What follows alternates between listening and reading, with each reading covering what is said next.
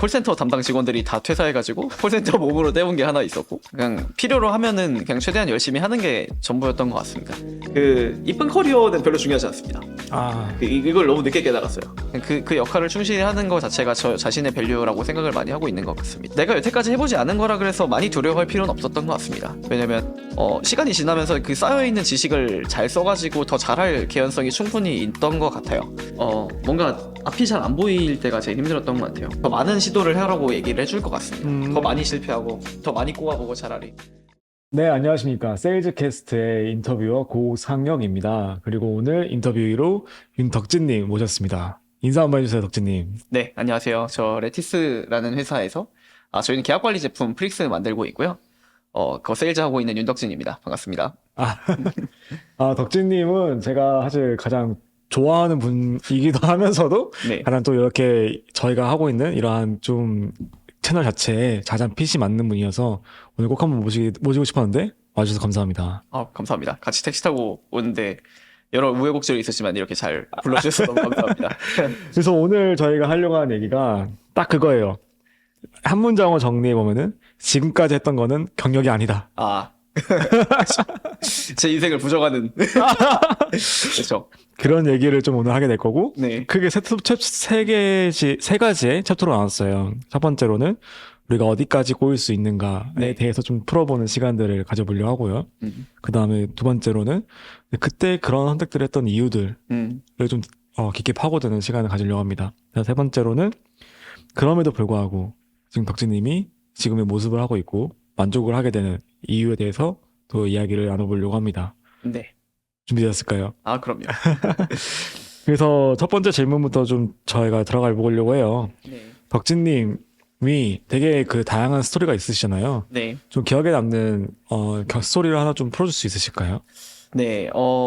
제가 한 거 중에 제일 재밌는 거가 사실 약간 그 위기는 기회다 약간 이런 얘기 좀 사실 진부하잖아요. 근데 네. 사실 스타트업에 가면은 그런 게 진짜 맞는 것 같아요. 매일이라기보다는 매 순간이 거의 위기고. 매 순간도 좀 이상하긴 한데. 아무튼. 저는 위기가 상당히 많았던 것 같습니다. 생각해보면은. 재밌는 썰을 한 3가지 정도 준비를 했는데, 대충. 하나는 이제, 그 PM 2명이 맡은 프로덕트가 있었는데, 그 PM 2명이 다 퇴사를 했었거든요. 그때 이제 제가 맡아서 턴어라운드를 시켰어요. 그러니까 원래 적자 보던 건데, 그냥 이제 인턴 나부랭이가 가가지고 이제 턴어라운드 시킨 제품이 하나가 있었고, 하나는 이제 콜센터 담당 직원들이 다 퇴사해가지고 콜센터 몸으로 때운 게 하나 있었고, 다른 거 하나는 갑자기 PC방 사장은 아니고 PC방 점장이 돼가지고 그 PC방 운영했던 썰이 있는데, 이 3개 중에서 뭐가 제일 좀, 듣는 사람이 재밌어 보이세요? PC방 점장부터 한번 얘기해 볼까요? 오케이, 좋습니다. 사실 PC방 점장은 제 전전 회사에 있었던 일인데, 그게 어떻게 보면 인생에서 제일 고비였던 것 같아요. 약간, 그 PC방 점장은 어떻게 하게 되냐면, 점장이라 그러면 좀 그러니까, PC방에, 네, 점장 맞죠?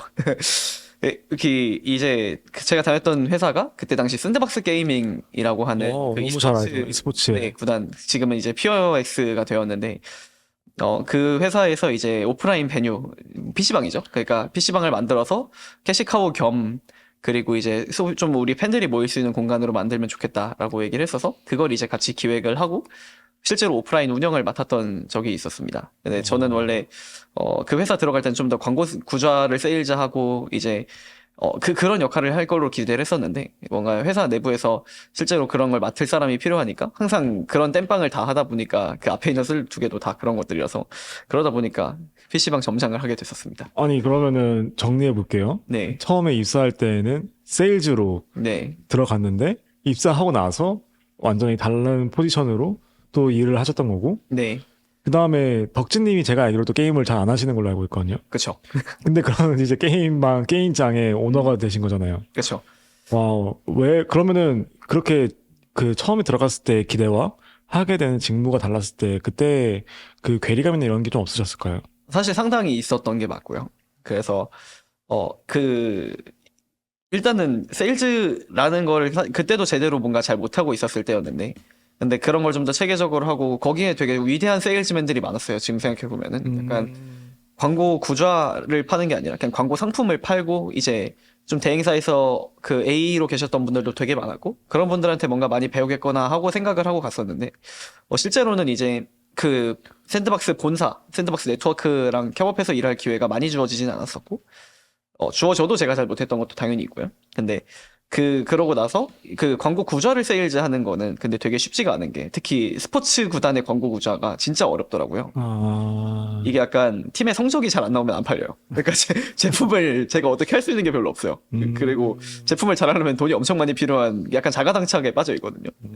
그러니까 그래서 되게 힘든 세일즈를 어차피 했어야 됐는데 근데 그러다가 이제 정확하게 그 의사결정이 왜 난 건진 몰랐지만 그러니까 저도 그 PC방을 여는 거에 대해서 기획부터 인게이지를 했으니까 PC방은 명백히 사양 산업이 맞았거든요. 네. 그러니까 이제 게임하는 인구 자체가 많이 줄어들고 모바일로 넘어가고 있는데 근데 이제 PC방을 열어야 된다에 가까운 의견이 나오다 보니까 그러면 이제 보통 저는 이걸 안 하는 게 좋겠다에 좀 더 가까웠었는데 근데 이제 그러면 잘 될 방법을 만들어 봐라 라고 하고 이제 시작이 됐었습니다. 그러면은 덕진님은 사실 회사 입장에서 어떠한 선택이 주어졌는데 그 선택에 대해서 사실 그렇게 할 수도 있잖아요. 이 선택이 애초에 틀렸습니다라고 해서 못하겠습니다 이렇게 말씀하실 수도 있는데 네. 덕진님은 오히려 그 선택의 중심에 들어가서 네. 더 큰 롤을 맡아서 하셨던 거네요. 그렇죠. 그걸 하시게 된 이유가 좀 있으실까요?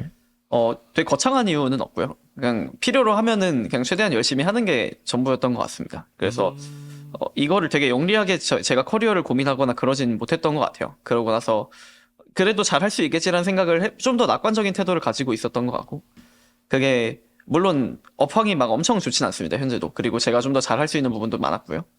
근데 저희가 할 수 있는 선에서는 그래도 잘 열심히 했던 거는 같고 그냥 회사에서 그렇게 요청했을 때 그리고 그거를 할 수 있는 사람이 많지 않을 때 그 역할을 충실히 하는 것 자체가 저 자신의 밸류라고 생각을 많이 하고 있는 것 같습니다. 지금은. 이게 스타트업 다니시는 분들은 다들 공감하실 것 같아요. 이게 회사라는 공간이 또 스타트업이라는 환경은 항상 제한된 리소스에서 움직이게 되는데 나한테 이런 일도 하는 게 많이 주어지잖아요. 그렇죠. 근데 그런 것들이 오히려 또 기회로서도 볼 수 있다라고 또 이해가 되네요. 그렇죠. 사실 그런데 이제 정작 그거 이후에는 이제 너무 그것만 하고 싶진 않았던 것 같아요. 그러니까 뒤늦게 알아차린 것도 좀 있었죠. 그러니까 그때 그걸 보고 나서 이직을 한 건데 생각해 보면은 어느 순간 그 벽을 느낀 것도 맞는 건 같습니다. 가령 이제 대표님께서는 이제 회사를 운영하는 입장이고 이제 직원 입장에서 생각해 봤을 때는 내가 앞으로 평생 하고 싶은 일이 이것인가를 돌아보는 순간이 생기는 것 같아요. 근데 그때 아니라는 생각이 들 때는 빠져나와야 될 수도 있는데 그때 스스로한테 떳떳했는지가 중요한 것 같습니다. 그래서 내 쓰임을 이제 알아주는 그러니까 내 쓰임이 필요한 곳이 있고 그거에 대해서 내가 최선을 다했었다가 그럼에도 불구하고 내가 원하지 않는다라는 생각이 들었을 때는 어느 정도는 이제 물러날 준비를 해야 되는 것도 있었던 것 같아요. 좋습니다. 이제 두 번째 썰도 한번 네. 들려주시죠. 두 번째가 이제 콜센터 메꾼 거였죠. 맞아요. 네. 그때 이제 제가 사업부에서 그때도 약간 BD의 롤을 맡고 있었는데 BD는 이제 비즈니스 디벨롭먼트지만 저희는 보통 그냥 다 하는 사람들이었어요. 그러니까 이게 뭔가 문제가 생기면 해결하는 약간 배관공 같은 사람들이었거든요. 뭔가 물이 새요 그러면 가서 이제 어디가 물색이 새는지 보고 이제 때우는 그런 역할이었는데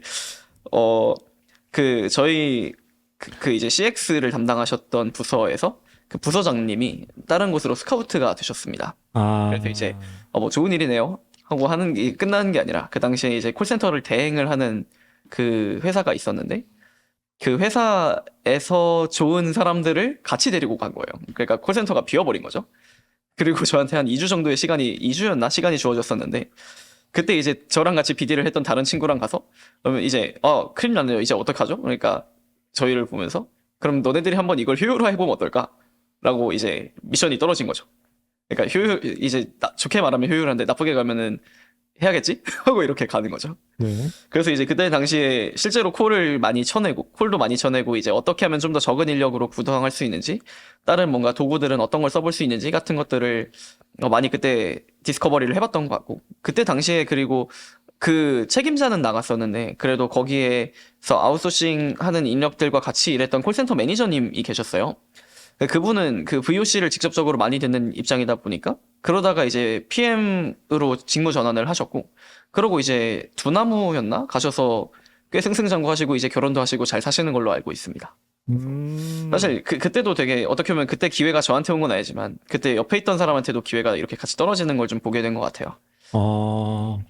근데 그때도 그러면은 이제 덕진님의 그냥 생각이 좀 궁금한데 일을 하실 때 그렇게 회사에서 어떻게 보면 이제 소위 말하는 땜빵이잖아요. 네. 근데 이 땜빵이라는 거는 사실 누구나 다 하기 싫은 역할일 수 있고 그리고 그 역할 자체가 사실 터프할 수 있는데 그런 것들을 마다하지 않았던 걸까요? 네, 저는 그랬던 것 같습니다. 이게 마음속으로 사실 하기 싫을 수 있죠. 그리고 기본적으로 내가 해야 되는 일이라고 생각되지 않은 것들이 있는데 그 해야 될 일의 범위가 상당히 넓었던 것 같습니다. 제 그때는. 지금도 그렇고요. 지금도 이제 땜빵 할 것들이 수두룩한데요. 그 땜빵이라기보단 이제 어떻게 좀 더 좋은 이제 성공하면 혁명 같은 느낌으로 좀 좋은 단어를 표현해야 될 것 같은데 그냥 저한테 많은 퀘스트가 주어지는 거죠. 근데 그 중에서 이제 뭘 해야 될지를 선택해야 되는 게 당연히 있겠지만 내가 여태까지 해보지 않은 거라 그래서 많이 두려워할 필요는 없었던 것 같습니다. 왜냐면 레거시 자체가 많이 남아있지 않고요. 기본적으로 스타트업에서는. 그러니까 내가 뭘 하면 틀렸다가 별로 없는 것 같아요. 이렇게도 시도해볼 수 있다. 아니면은 이렇게 하면 좀 더 어떻게 달라질지를 보고 싶다 같은 것들이 많은 것 같아서 어떤 정오답으로 판단되지 않으니까 좀 더 자유롭게 할 수 있는 게 있는 것 같고요. 그리고 실제로 그 과정에서 시간이 지나면서 그 쌓여있는 지식을 잘 써가지고 더 잘할 개연성이 충분히 있던 것 같아요. 그래서 그분들이 더 못해가지고 성과가 덜 났다 이런 게 아니라 그냥 그때는 그렇게밖에 할 수 없었고 지금은 좀 더 잘할 수 있는 것들도 있다 정도의 스탠스가 적절했던 것 같습니다. 뭐 소위 말해서 그런 표현 있잖아요. 그때는 맞고 지금은 틀리다. 그쵸. 이런 거네요. 그쵸. 그래서 그 Z축이 있는 거죠. 시간이라는 Z축이 있고. 그래서 이제 그런 과정에서 뭔가 그 할 일의 범위가 점점 이렇게 늘어나는 거가 막 엄청 꺼려지진 않았던 것 같아요. 이것도 이력서에 잘 담길 수 있을 만한 스토리가 되는 것 같고 항상. 그래서 이직을 준비하고 있는 건 아닙니다. 근데 이제 그것들이 어떻게 보면 그런 것들이 되게 풍부한 경험을 만들어주고 지금에도 도움이 되게 많이 되는 것 같아요. 그때 콜센터 땜빵을 하지 않았으면은 CX분들이 어떻게 일하는지 아예 몰랐을 거고 그러다 보면은 약간 이건 여행이랑도 비슷한 것 같거든요. 그냥 이제 여행이 사실 명소 앞에 가서 사진 찍으려고 가는 게 아니라 거기 사는 사람들은 어떻게 사는지를 둘러보고 체험해보고 약간 자신의 견문을 넓히기 위해서 가는 거라고 생각을 하신다면은 그런 관점에서 되게 여러 가지 퀘스트를 하는 거는 뭔가 일을 할 때 여행하는 거랑 비슷한 것 같아요. 그게 너무 길어지면 약간 이민을 가는 거겠지만. 그쵸. 여행의 표현 너무 좋네요. 그렇죠. 그래서 그런 여행을 갔다 오는 게 사실 뭐 컨설턴트 분들이 하는 것들도 약간 비슷할 것 같고요. 어떤 섹터가 정해지고 그러시겠지만 약간 다양한 그런 어떤 꼬이는 것 같은 일들을 하는 것 자체가 막 엄청 무서워할 일인가? 라고 생각하면 그렇진 않은 것 같습니다. 네. 그러면은 이제 지금까지는 조금 덕진님이 꼬인 이야기를 네. 했잖아요. 그럼 이게 어떻게 풀렸는가가 좀 되게 궁금한 것 같아요. 네. 근데 덕진님의 커리어 중에서 되게 특이한 커리어는 이제 심사역님으로도 네. 심사역으로 포지션을 변경하셨잖아요. 그렇죠. 네. 그 포지션은 뭐 저희가 알기로 굉장히 들어가기 어려운 그런 포지션을 알고 있는데 네. 어떻게 이거를 가능하게 만드셨어요? 일단은 채용 시스템에 허점이 있었던 것 같고요. 그 허점을 잘 사용한 것 같고. 그걸 아는 것도 능력이죠. 몰랐어요. 저도 붙을 줄 몰랐고. 그냥 떨어지면 대기업 써야겠다 약간 이 생각하고 있었다가. 저도 사실 막 그렇다고 해서 많은 돈이 싫고 막 그런 건 당연히 아닙니다. 그러니까 좀 더 편한 입장에서 일하고 싶고 그런 것들도 있었는데. 그때 당시에서는 저도 사실 솔직하게 얘기하면은 이쁜 커리어를 한번 가져오고 싶었던 것 같아요. 네. 그리고 말씀하셨던 것처럼 좀 선망받는 직업이고 갑의 위치에 있는 것 같고 그러다 보니까 그 선택을 했던 것 같은데 그때도 스타트업에서 겪었던 여러 가지 여행들이 도움이 됐던 것 같습니다. 기본적으로 많은 비즈니스들을 봐야 되고 보면서 이거를 내 경험에 비추어 봐서도 판단할 수 있어야 되고 당연히 리서치도 엄청 많이 해야 되고요. 근데 그런 것들을 뭔가 피부로 와닿기 위해서는 많은 경험이 필요했던 것 같은데 기본적으로 스타트업을 그때 지원했을 당시에 한 4군데 정도 돌았었고 그러면서 이제 실제로 고객들도 많이 만나고 각각의 포지션에서 있었던 경험들이 좀 도움이 많이 됐던 것 같아요. 그런 것들을 잘 어필을 했었던 것 같고요. 그러고 나서 이제 기본적으로 스타트업에 있었던 경험 자체가 생각보다 꽤 도움이 많이 됐던 것 같습니다. 기본적으로 심사역분들도 다수는 스타트업에 계셔봤겠지만 그렇지 않은 분들도 상당히 제가 있었던 회사에서는 그랬었거든요. 네. 그래서 그 필드 경험을 쌓는 것 자체가 도움이 많이 됐던 것 같고 다만 이제 제가 그 이후에 이직을 해버려서 이제 스타트업 사람을 아니, 뭐. 걸러야겠다가 될 수도 있습니다. 아닙니다, 아닙니다. 근데 네. 그런 게 되게 대단한 것 같아요. 어떻게 보면은 우리가 되게 많은 경험들을 했고 그 경험들에 대해서 어떻게 보면 스토리텔링이죠. 이걸 하나의 정말로 좋은 스토리로 다시 이걸 재가공해서 이거를 이제 딕캠프 심사학이라는 곳으로 이제 판매가 될 수 있도록 이거를 만드신 거잖아요. 그렇죠. 스토리를 잘 짜서. 네. 그렇죠. 그리고 그 스토리가 필요한 사람들에게 팔린 거고 이게 정말로 좀 대단하다고 생각합니다. 그러면은 이걸 기반으로 놓고 봤을 때 약간 이것만큼은 좀 잘하셨다. 약간 네. 그런 이제 직무를 좀 바꾸는 과정들 네. 혹은 이제 조금 더 이제 좋은 직무로 가는 과정에서 뭐 직무에 좋고 나쁨은 없습니다만 네. 조금 더 이제 커리어를 디벨롭 시키는 관점에서 이것만큼은 좀 잘하셨다는 게 좀 있으실까요? 사실 저는 고민을 많이 하고 커리어를 고르진 못했던 것 같습니다. 냉정하게 돌이켜 봤을 때는. 다만 잘했다고 생각되는 거는 당시에 왜 나한테 이게 필요했는지를 잘 고민을 했던 것 같아요. 그러니까 그 완전 러하게 얘기하면은 당시에는 더 많은 몸값이 필요했던 것 같아요. 그러니까 좋은 징표가 필요했고 내가 그래도 이 정도로 검증된 사람이다를 보여주고 싶었던 것 같습니다. 그 목마름이 있었고 지금은 그 목마름이 이제 없어졌죠. 그러고 나니까 다른 더 도전을 해볼 수 있게 됐던 것 같은데 제가 중간중간에 그래서 좀 되게 몸값을 올리기 위한 고민들도 많이 했던 것 같아요. 가령 첫 번째 회사는 제가 그 P2P 금융업체였었는데 그때 당시에는 그 이제 대부업의 오퍼레이션을 하면서 실제로 대부업으로 등록이 되어 있어야 되기 때문에 그러다 보니까 이제 대부업에서 필요한 게 뭐가 있을까를 하다가 공인중개사를 땄었고요. 근데 앞으로 P2P 금융을 계속 하고 싶은가라 그랬을 때 아니라고 생각이 들어서 그럼 공인중개사는 있는데 앞으로 이걸 하기 싫으면 뭘 해야 되지? 하다가 좀 부동산 자산운용 업계를 좀 이렇게 기웃기웃 거려봤던 적이 있었어요. 근데 그때 당시에 배웠던 대체투자에 관련된 것들이 대체투자에 되게 넓은 바운더리가 있는데 그 중에 하나가 VC구나라는 걸 나중에 알게 되었던 것 같고요. 그래서 그 지식을 조금 일찍 습득했던 거는 있었던 것 같습니다. 그래서 그러다 보니까 나중에 이쪽으로도 갈 수가 있겠구나라는 생각을 막연히 하고 있다가 그게 어느 순간 퍼즐이 맞춰졌던 것 같아요. 그리고 그 이후에 들어갔던 스타트업에서도 뭔가 여러 가지 이직 기회들이 좀 있었는데 뭔가 저 오퍼를 주신 곳들도 감사하게 있었고요. 근데 그때 당시에는 제가 뭔가 그 조건들을 정확하게 듣지 않았을 상태에서도 내가 원하는 걸 거기서 채울 수 있는지에 대해서 확실하지 못했을 때가 좀 있었던 것 같습니다. 그리고 그때는 제 생각에는 나한테 그때 필요한 게 무엇인지에 대해서 사실 첫 번째 회사도 그렇고 그 다음에도 그렇고 어떻게 보면 그 고민을 계속 했기 때문에 그 다음 단계로 넘어갔었던 게 있던 것 같아요. 네. 이게 되게 좋은 표현이라고 생각하는 게 아까 말씀하셨던 퍼즐이 채워진다라는 말씀을 했잖아요. 네. 그게 되게 와닿는 것 같아요. 어떤 말씀이냐면은 이제 우리가 뭐 하나의 뭐 퍼즐을 맞추는 과정에서 이제 덕진님 같은 경우에는 되게 뭐 우리가 사실 내가 지금 내 직무에 만족스럽지 않아.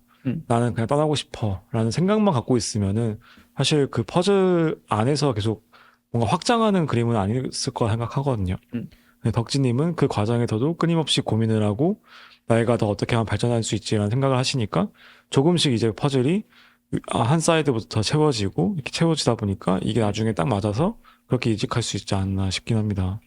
맞습니다. 약간 사실 커리어 시프트를 원하는 분들도 되게 많은데 가령 저는 그 정도의 용기는 어쩌면 없었을 수도 있어요. 가령 갑자기 다 때려치고 이제 개발자 공부하러 가야겠다라는 고민을 했을 수도 있는데 실제로 근데 그 고민도 실제로 해서 저 코딩 테스트 전에 있는 약간 서울40이 서울40이요? 그거 어플리케이션 테스트 통과했었거든요. 진짜요? 네. 근데 이제 할까 하다가 못했었거든요. 갔으면 근데 좀 더 다른 삶을 살았겠죠 아마.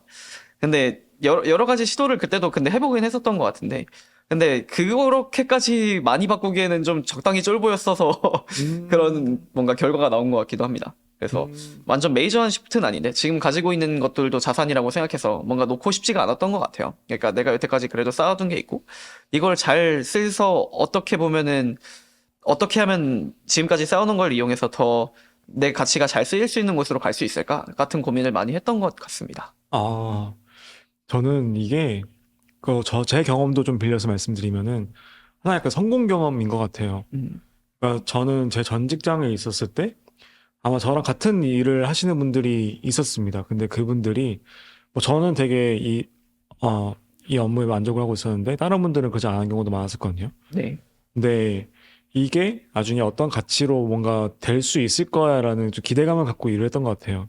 그게 조금 차이점이 하나씩 나타나지 않았을까. 그리고 제가 하고 있는 이 과정들이 저도 사실 되게 허드렛 일을 많이 했거든요. 네, 근데 이 허드렛 일을 왜 하고 있냐?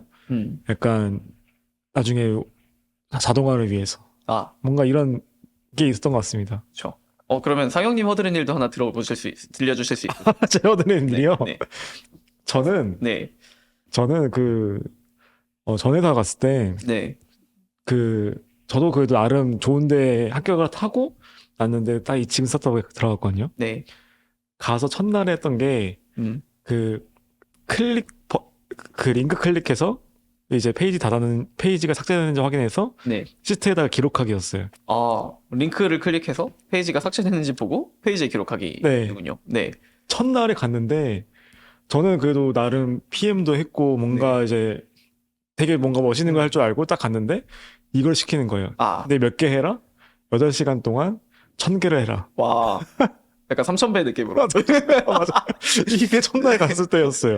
네, 근데 당연히 그거를 하고 저랑 같이 입사했던 다른 분이 있는데 네, 그분은 바로 런했습니다. 근데 저는 네, 그러니까 너가 이기나 내가 이기나 한번 해보자 해서 네. 그거를 진짜 열심히 했어요. 거의 웅녀급의 인내십니다.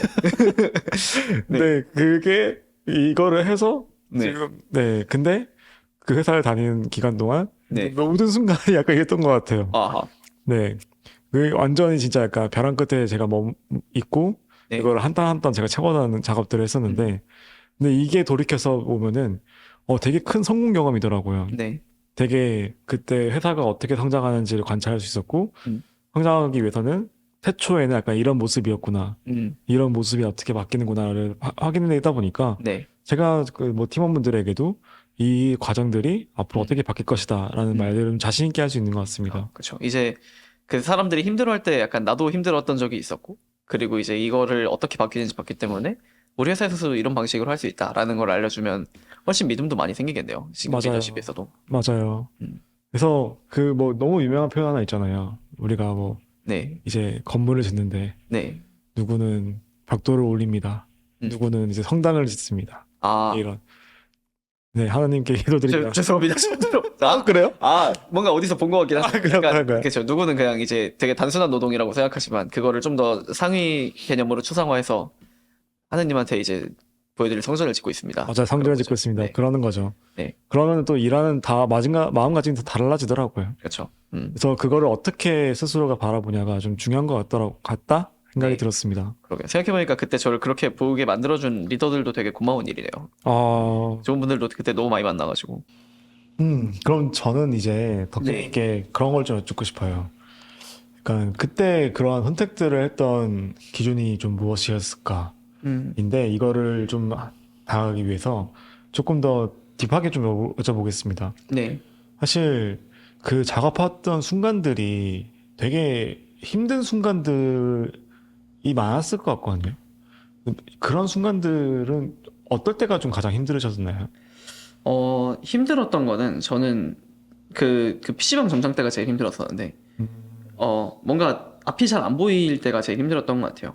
전에 거랑 약간 이어서 생각해보면은, 뭔가 말씀 주셨던 것처럼 이게 성전을 짓는다라는 생각이 들어야 되는데, 약간 성전을 짓는다는 증거가 어디에도 없는 거예요. 약간 이제, 그때 당시에 PC방이 우린 진짜 잘 될 줄 알고 있었는데, 생각보다 매출도 그렇게까지 많이 안 나오고, 뭔가, 그 내부에서 일하는 사람들도 별로 기쁘지 않고, 심지어 나조차도 예전엔 게임을 했으니까 뭔가 PC방 사장되는 거 재밌겠네? 뭔가 점장 되는 거 재밌겠네? 했다가 생각해보면은 근데 내가 점장이 되고 싶어서 생각했던 적은 별로 없었는데, 그리고 앞으로도 이게 뭔가 끝나지 않을 것 같을 때가 그랬던 것 같아요. 가령 문제는 해결하면 되잖아요. 근데 이 문제가 영속하는 거면은 그럼 이제 약간은 어떻게 보면 일종의 이제 풀리지 않은 문제를 붙잡고 있어야 되는 거니까.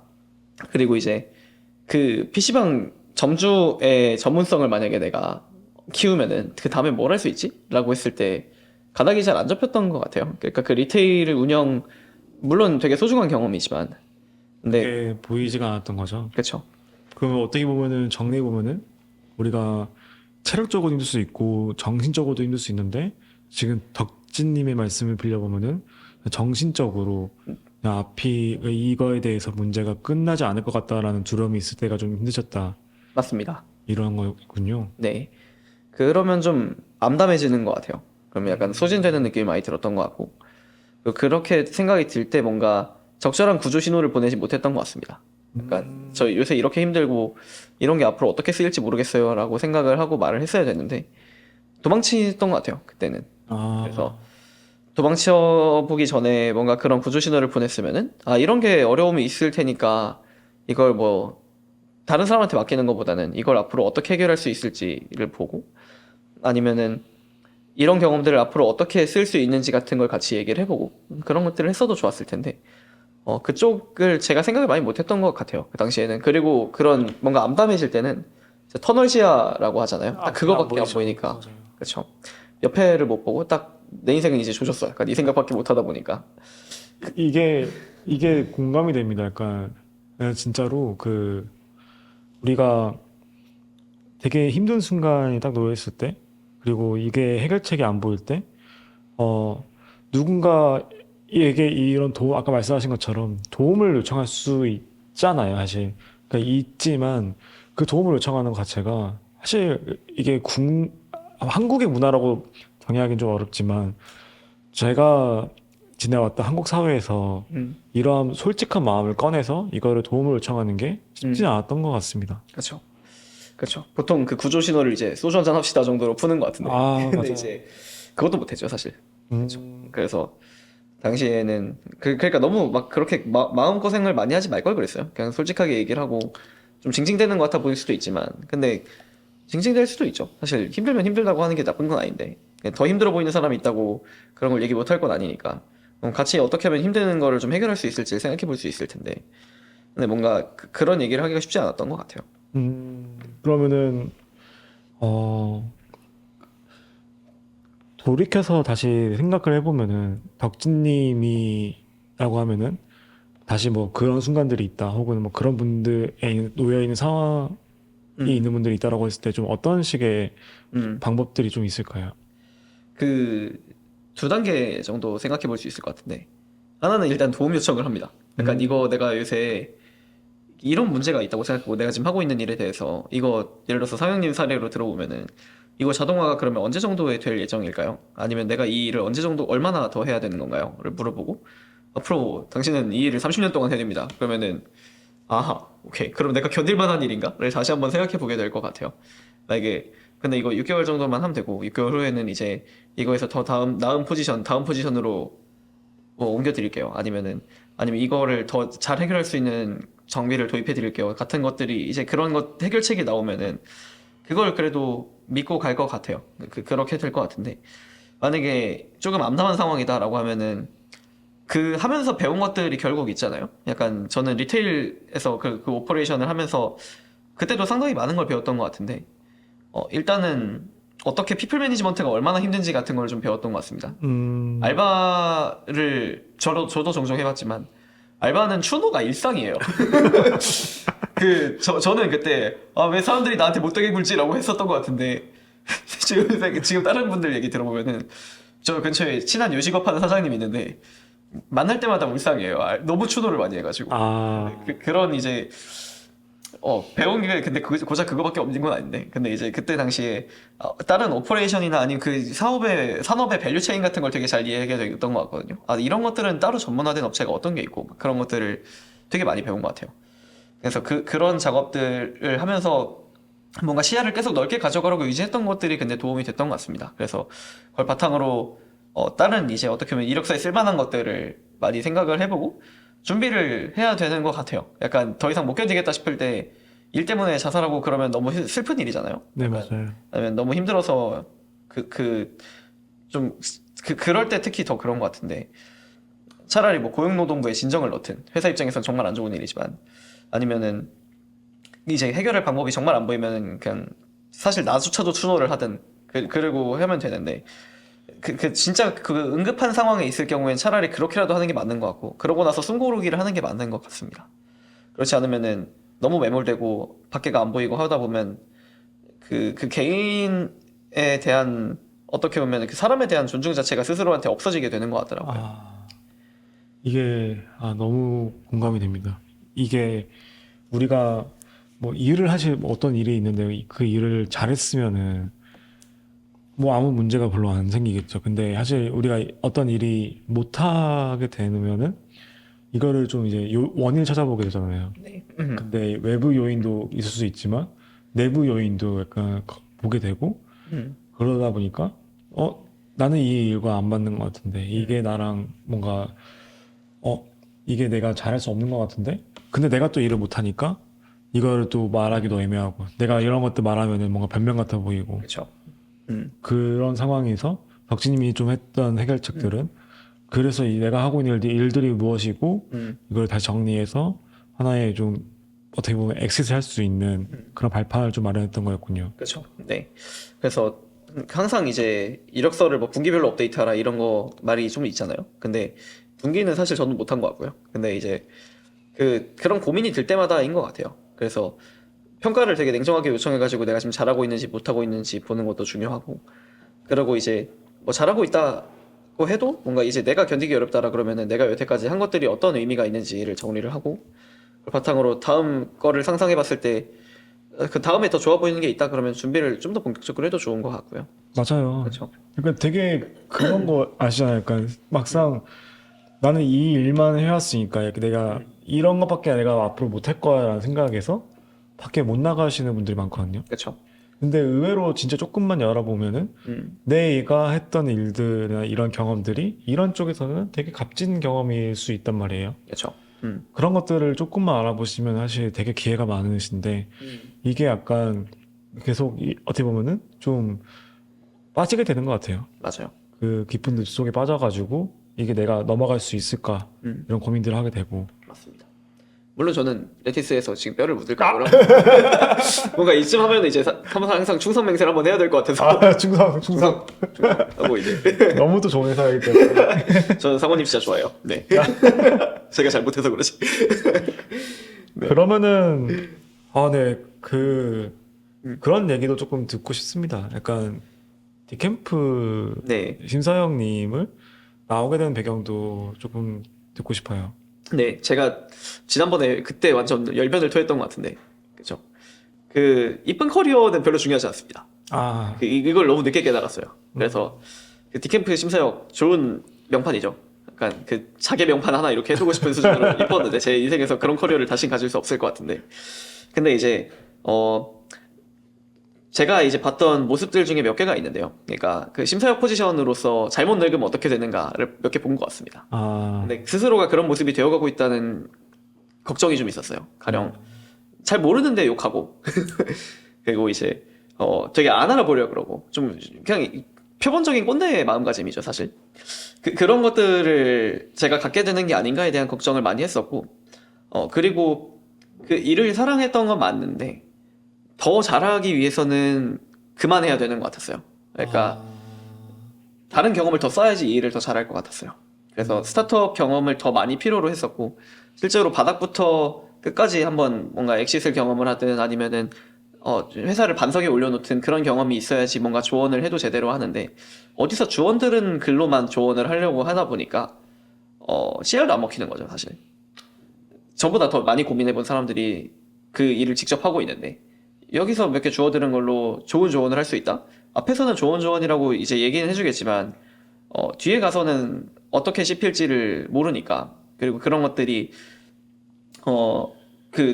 제가 되게 좋아하는 다른 심사역 형이 있는데 그분도 스타트업에 갔어요. 근데 그분을 좀 따라가고 싶었던 것도 있고 그분이 했던 얘기 중에 하나가 만약에 내가 이제 군대에 간다 그러면은 행보관이 약간 월남전 출신 파병 되게 고생 많이 하신 참전 용사가 있고 그리고 이제 육사에서 갓 나온 소위가 있는데 완전 야전교범 다 잘 알고 필드 매뉴얼 완전 숙지해가지고 육사 수석으로 졸업하고 그런 사람이 있는데 똑같이 뭔가 훈련을 시켜도 그 각 사병한테 와닿는 그게 다르죠. 그쵸, 그게 다르니까. 근데 나는 이제 그걸 다시 하더라도 그러면 야전에 나가야 되는 것 같다. 야전 교범을 아는 거는 사실 숙지하는 거 좋은 일인데 야전에 나가야지 야전 교범을 설명할 수 있다라는 얘기를 했던 적이 있었어요. 그래서 그걸 듣고 나서 아, 이거 비즈니스에 대한 조언을 하고 그걸 평가를 할 거면 비즈니스를 진짜 잘 알아야 되는구나에 대한 고민을 되게 많이 했었고 그러다가 이제 나오게 된 것 같아요. 아, 너무 공감이 되는 게, 아까 말씀하셨던 뭐, 진짜 소위가 있고, 그 다음에 행복 안 베테랑이 있다고 하면은, 전쟁에 나가면 누구 말 들을래? 말 들으려 하면 당연히 행복한 따라가죠. 그쵸, 그쵸. 네, 당연히 여기가 훨씬 더 음, 경험적으로 뛰어나신 분들인데, 그쵸. 그런 것 같습니다. 그래서, 근데, 뭐, 이 말씀도 꼭 드리고 싶은 게, 네. 덕진님은 되게 저한테는 정말로 뛰어나신 심사위원님이셨습니다. 아, 그건 돈 받은 사람이 한 얘기는 밥안 들어야 되기 때문에. 맞습니다만, 네, 네. 저는 되게 감사했던 게, 저희가 막 헤매고 있었을 때, 저희를 먼저 연락을 해주시고, 그 다음에 저희가, 그게 되게 좋았어요. 저는 제가 이 사업이 좀 빛이 안 보일 때가 있었거든요. 약간, 지금 그만해야 될 때인가? 라고 생각이 들었는데, 덕진님이 저를 그때 초대해 주셔서, 그 다음에 저한테 이거 괜찮은 것 같은데? 라는 말씀을 해주셨거든요. 네. 그게 저한테 되게 큰 위로였어요. 그래서 제가 지금까지 올 수 있지 않았나 싶습니다. 그래서 진짜 누군가에게, 그러니까 그런 말 있잖아요. 네. 오늘도 누군가에게 위로가 되었다. 덕진님은 위로가 되었습니다. 원래 이런 방송이었나요? 뭔가 힐링 캠프를 찍으시는 것 같은데. 아닙니다. 근데 제가 잘못 판단한 거 같아가지고. 그러니까 근데 그랬더니 너무 다행인데. 근데 이제 감사한 마음으로 만들겠습니다. 자꾸 이런 걸 따지면 안 되는데. 그렇죠. 알겠습니다. 네. 그럼 마지막 질문으로 넘어가 보도록 하겠습니다. 이 내용은 다 정리하는 내용들이에요. 그래서 네. 덕진님이 이 방송을 보고 계실 누군가가 있다라고 하면은 네. 그분들에게 좀 우리가 다시 아니면 이 방송이 아니더라도 덕진님의 5년 전을 네. 들어봤을 때 또 어떤 말을 좀 해보고 싶을까? 네. 이야기를 해보고 싶습니다. 제가 만약에 제 5년 전이나 아니면은 사실 제 친한 형 중에서도 고시 되게 오랫동안 보시고 이제 뭔가 잘 안 풀리는 분들이 좀 있어요. 그리고 맞아요. 저는 어떻게 보면 그런 거에 비해서는 잘 풀린 편이라고 볼 수도 있고요. 물론 그분들이 행시 붙으면은 더 잘 풀리고. 근데 맞아요, 이제 그쵸. 암담하다고 느껴질 때가 항상 있죠. 저도 그랬고. 근데 지금까지 한 게 진짜 아무 의미도 없는 경우는 별로 없었던 것 같습니다. 물론 그거에 대해서 얼마나 적극적으로 시도를 했고 얼마나 이제 전선에서 섰느냐, 타석에 얼마나 섰느냐, 시도를 얼마나 했느냐는 중요한 지표가 될 텐데, 근데 그런 걸 했을 때 별로 부끄러운 게 없다면, 이제 그 다음 스텝을 받는 거에 대해서 전혀 주저할 필요가 없을 것 같고요. 그리고 이제, 만약에 5년 전에 저라면은 그런 측면에서 더 많은 시도를 하라고 얘기를 해줄 것 같습니다. 더 많이 실패하고, 더 많이 꼬아보고 차라리. 아예 약간, 그 과정에서 성장을 많이 하는 것 같아요. 그게 만약에 없었다고 하면은, 아마 되게 안온한 현실 속에서 자랐을 거고 그러면은 세상이 이렇게 넓은지 몰랐겠죠. 되게 우리나라 경제가 GDP가 뭐 예를 들어서 한 1,200조 된다. 그러면은 그게 어떻게 구성되는지를 잘 몰랐을 텐데 스타트업 업계에서도 어떤 식으로 굴러가는지도 잘 몰랐을 거고요. 지금도 물론 엄청 모릅니다. 아직 제가 아는 건 진짜 요만큼밖에 없을 텐데 그러고 나니까 더 알게 되는 게 더 흥분되고 더 재밌어지는 것 같아요. 그래서 항상 그렇게 만약에 지금 저도 이제 30줄밖에 안 들어서는 완전 애송이지만 근데 지금도 뭔가 쌓아놓은 게 없다 하면은 엔트리 커리어로서 세일즈 되게 좋은 판단일 수도 있고요. 네. 그리고 세일즈뿐만 아니라 다른 직무도 마찬가지인데 바닥부터 올라오는 게 항상 가치가 있습니다. 높은 확률로. 그리고 그 바닥에서 더 많이 굴러보는 게 그 시간이 짧은 게 좀 아쉬운 것 같아요. 오히려 너무 좋은 커리어를 너무 일찍부터 가지는 거는 독이 될 경우가 많은 것 같은데 전 그게 저한테는 독이었던 것 같고요. 그걸 더 잘하는 분들도 있지만 제 그릇인 거기까지였던 것 같아요. 그래서 그런 거를 더 일찍 더 많은 고민을 하고 더 고생을 많이 했으면 그 다음으로 가는 길이 더 순조로울 텐데 충분히 바닥을 다지는 게 꽤 필요했던 것 같다. 그래서 더 많은 시도를 해야 된다. 그 얘기를 하면 좋을 것 같습니다. 이게 덕진님의 말씀을 정리해 보면은 핵심은 딱 그런 것 같아요. 더 많은 시도를 해야 된다라는 말씀하셨지만 거기서 어떤 뭐 도메인이냐 어떠한 직무냐 이런 말씀은 또 없었거든요. 네. 그냥 그런 게 오히려 중요하다기보다는 그냥 내가 그냥 정말로 아직 두렵지만 그냥 도전해 보고 네. 실패해 보면 실패해 보고 음. 이런 과정들을 겪는 게 훨씬 더 가치 있다라고 네. 생각이 드네요. 그렇죠. 약간 제너럴리스트가 되는 맞아요. 거에 대한 두려움이 있잖아요. 맞아요. 약간 대체될 수 있을 것 같고. 근데 그게 약간 저는 그 제너럴리스트를 비유한 표현 중에서 좀 와닿았던 거가 그 약간 회사의 줄기세포라는 표현을 하시더라고요. 어떤 분이. 진짜 맞는 말인 것 같아요. 그러니까 예를 들어서 뭐 팔에 갖다 놓으면 손가락이 되고 뭐 이제 그 몸 내장 이 진짜 생물학이랑은 좀 관련이 없을 수 있지만 뭐 내장에 갖다 놓으면 뭐 위가 되고 이런 것들일 텐데 제너럴리스트가 되는 거에 대해서 내가 다시 타석에 서는 게 두렵지 않다면 그리고 타석에 서는 게 두려워지면은 그땐 좀 늙은 걸 수도 있어요. 오히려 뭔가 남을 그때 정도 되면은 더 좋은 일 하고 싶고 더 이쁜 커리어 갖고 싶고 그런 것들이 욕심이 될 때가 있을 수도 있는데 그때 좀 자성을 해야 되는 것 같습니다. 약간 보통 그럴 때 많이 늙는 것 같더라고요. 근데 만약에 그냥 뭐 사실 뭐 부양할 가족이 있고 그러면 당연히 좀 두려울 수도 있죠. 근데 그 어떤 타석에서도 내가 잘 할 수 있고 최소한 내가 진짜 내 최대한의 노력을 할 것이다라는 그 자부심을 앞으로도 계속 갖고 있으려고 저도 하고 있고요. 그렇게 되어 있으면은 크게 걱정할 필요가 많이 없는 것 같습니다. 네, 덕진이 말씀 되게 좋은 포인트가 이거 우리가 소위 직무라는 거를 크게는 제너럴리스트, 스페셜리스트 이렇게 두 개 나누잖아요. 네. 근데 지금까지의 직무는 되게 스페셜리스트가 가까맞는 거라고 생각이 듭니다. 네. 그리고 사실 뭐 예를 들어서 뭐 옛날에 저 때는 뭐 프로덕트 매니저가 네. 짱이다. 그렇죠. 뭐 데이터 분석가가 짱이다. 이런 말들이 많으니까 다들 프로덕트 매니저 이렇게 준비하려고 하고. 근데 회사 입장에서는 제너럴리스트가 훨씬 더 값진데 그 제너럴리스트를 정말 잘하면은 또 그것만큼 인정을 받는 시대가 오고 있는 것 같아요. 그렇죠. 요새는 과거에 비해서 어떤 스페셜리티의 문턱이 낮아진 것 같아요. 사실 개발자분들도 물론 좋은 개발자분들이 인공지능도 훨씬 더 잘 쓰지만 그리고 아는 만큼 그런 걸 쓸 수 있지만 근데 그 문턱이 많이 낮아지는 시대가 오면은 내가 가진 정보 격차가 줄어들고 그 회사 자체가 없어지는 거라서 그럴 때일수록 더 그냥 과감한 시도 더 많은 시도 할 수 있는 사람이 더 귀해지는 것 같습니다. 그리고 항상 어떤 게 주목받는다는 거는 그 역으로 가야 된다는 신호라고도 생각하거든요. 네. 근데 그럴 때 내가 지금 어느 방향으로 가고 있는지가 그 내 진실한 목소리인지 아니면 그냥 그게 좀 더 좋아 보이는 기회였었는지 그것도 좀 많이 중요한 것 같습니다. 저도 사실 제 커리어를 고를 때도 이쁜 커리어를 고른 건 딱 한 번이었지만 근데 그때 진실하지 못해서 결국 이렇게 다시 나오게 된 것 같아요. 그러니까 남들이 하는 목소리 그리고 그걸 물론 한번 성취해보는 건 또 더 좋은 일이었지만 근데 그게 내 인생에서 진짜 중요한 것이었는지를 판단하는 거는 다른 레벨의 질문인 것 같아요. 그러니까 맞습니다. 그 위에가 성취되지 않으면 아래 거를 고민할 필요가 별로 없는데 근데 그 위에 걸 고민을 안 했던 거죠 그때는.